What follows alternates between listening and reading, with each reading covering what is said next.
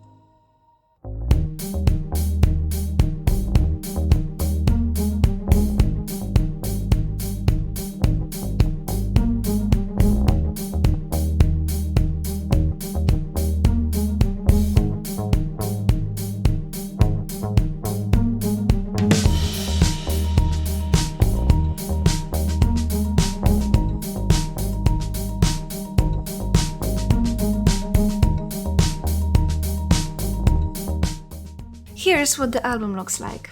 What do you think? Let me know in the comments. If you are feeling inspired and want to create a folio like this with me, keep an eye out for a tutorial coming soon to my channel. Don't forget to subscribe and hit the notification bell so you'll be the first to know when it's up. I can't wait to share it with you. See you later!